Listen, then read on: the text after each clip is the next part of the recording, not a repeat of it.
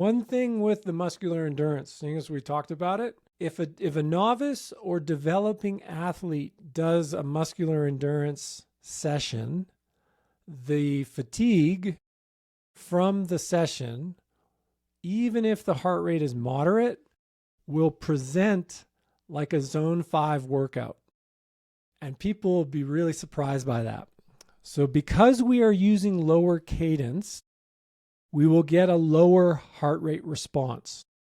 So if we took your cadence down low enough, you might be 35 beats below max or 40 beats below max, okay?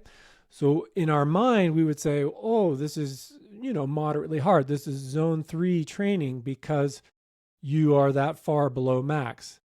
But in reality, the fatigue from that session will be similar to if you were doing zone 5 training.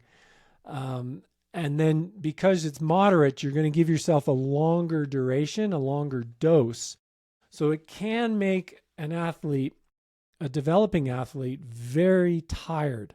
So you have to be careful with it. I tried, because I used to do a ton of this when I was a pro. And in my first winter, I was like, okay, this used to work great for me as a pro.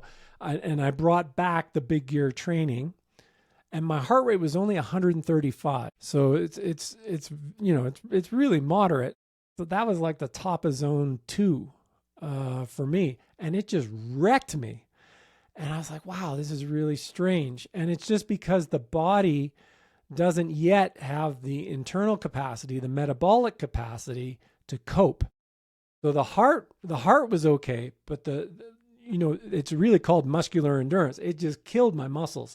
And I was like, okay, I tried it. It didn't work. I got really tired. So I had to kind of pull it back and go back to just doing like almost, well, it was 95% just easy. A lot of trainer riding where I didn't spike or anything. And then when I came back 15 months later, same heart rate, power's higher, totally different response.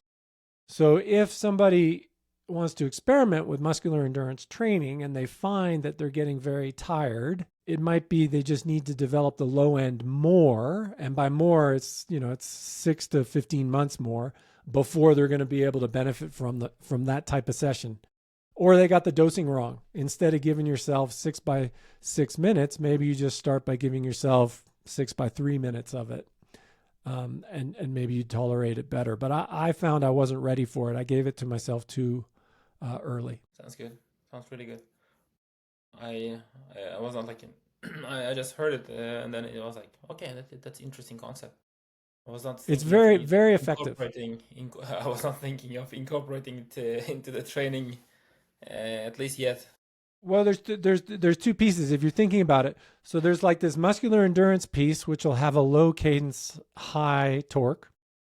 And then there would be the tempo piece, which would be a normal cadence or high cadence and moderately hard intensity. So you can use these two pieces. And that's really when we talk about Nordic threshold, that's what we're talking about.